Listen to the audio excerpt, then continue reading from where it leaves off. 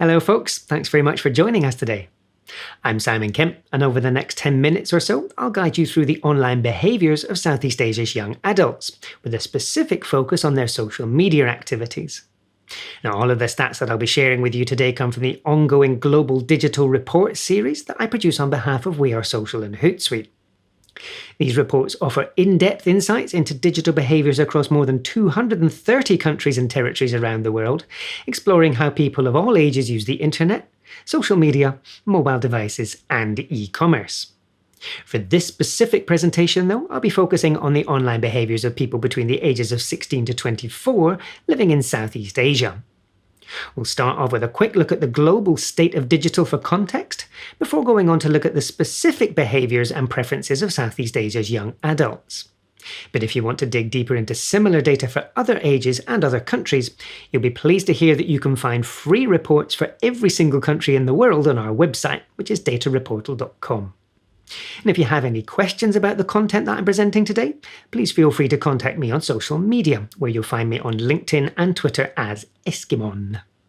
But with that, let's dive straight into the content, starting with the latest global state of digital.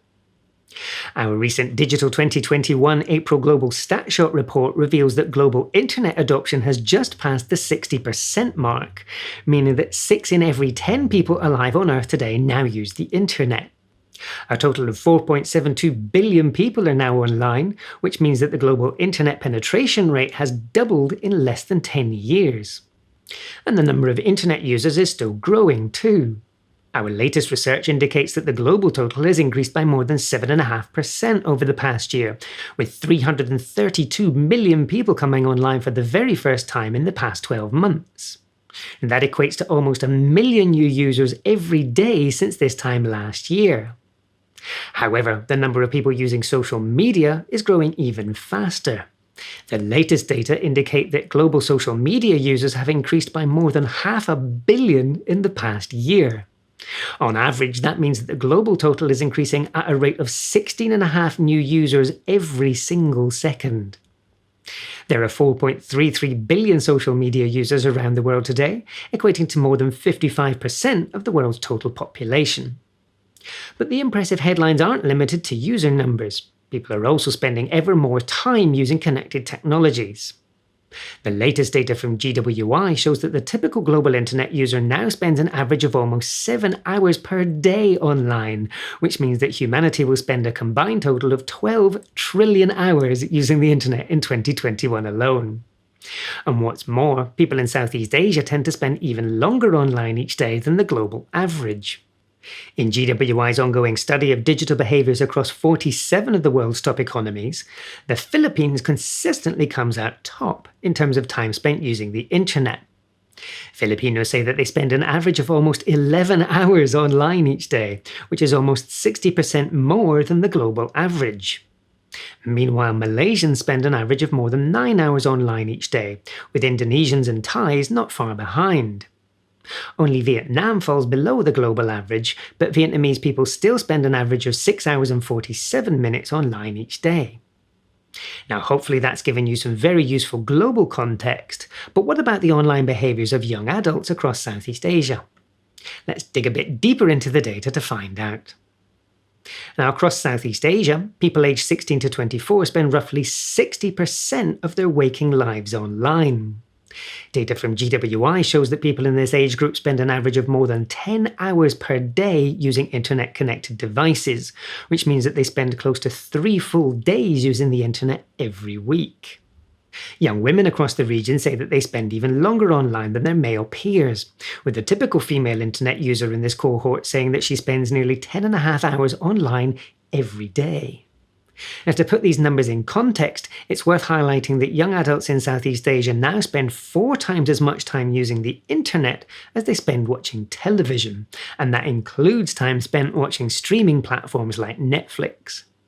And even more tellingly, young adults across the region now say that they spend more than an hour longer using social media each day than they spend watching television. So given that social media plays such an important role in the lives of young adults across Southeast Asia, let's take a closer look at their social media behaviours and preferences. Research from GWI shows that 99.6% of Southeast Asian internet users between the ages of 16 and 24 use social media every month, making it the #1 online activity for this demographic, even ahead of using search engines. And in fact, social media activities now account for almost a quarter of this age group's waking life, assuming that the typical person sleeps for between 7 and 8 hours a day. Southeast Asia's young adults also use a wide variety of social media platforms, averaging roughly 7.5 platforms per user per month, compared to the global average of 6.3 platforms for users across all age groups. Meanwhile, that average rises to more than 8 platforms per month for young adults in Malaysia, the Philippines, and Singapore. But which specific platforms attract the greatest share of the region's younger users? Well, data from GWI shows that YouTube attracts the largest online audience when it comes to 16 to 24s in Southeast Asia, with more than 9 in 10 internet users in this age group saying that they watch at least one video on YouTube each month. There's still plenty of debate about whether YouTube qualifies as a social platform, though, so I'll let you draw your own conclusions there. Facebook isn't far behind YouTube, though, with almost 88% of internet users aged 16 to 24 across Southeast Asia's larger economies saying that they use the platform each month.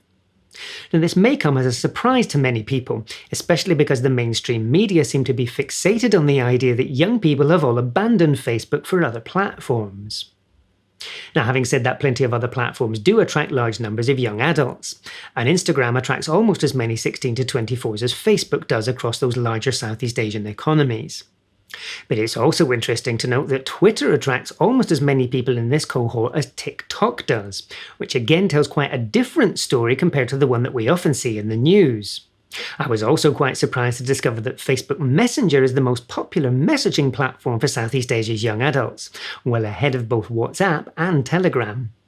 And I think that the key takeaway here is to make sure that you don't rely too heavily on media headlines to inform your social media strategy. But these figures only tell us about which platforms people use. What about people's actual preferences when it comes to social media? Well, once again, the data holds some surprises here. In research conducted by GWI just a few weeks ago, more than a quarter of internet users aged 16 to 24 across Southeast Asia said that Facebook is their favourite social media platform, ranking it higher than any other social platform. Instagram ranked second at 21%, but in contrast to the user numbers that I shared in the previous section, WhatsApp ranks third with just over 15%. But perhaps most surprisingly here, TikTok only ranked fourth, with barely 1 in 9 young adults across Southeast Asia saying that the short video service is their favourite social platform. Now note that GWI doesn't include YouTube in its social media questions, which explains why it doesn't appear in these rankings. But you remember from the previous section that the typical young adult in Southeast Asia uses an average of 7.5 platforms every month, which means that the audiences of most of these platforms must see considerable overlaps. For example, you can reach 100% of Southeast Asia's Facebook users aged 16 to 24 on at least one other social media platform, and the same is true for the users of Instagram, TikTok, and Twitter. For this specific group of platforms, only YouTube can claim any unique users amongst this demographic, but even then, that unique audience only accounts for 2 in every 1,000 users. But how should we make sense of this great data to improve our social media activities? Well, the clear takeaway from all this research is that you can reach pretty much all of the users of any given social media platform on at least one other social media platform. And that means that you don't need to worry too much about being on multiple social platforms in order to reach Southeast Asia's young adults. And instead, you can focus your efforts on 1 or 2 of the larger platforms, safe in the knowledge that you'll still have the opportunity to reach the majority of the region's younger internet users. And as a result, you can focus on those social platforms that offer you the best opportunities to engage your audience.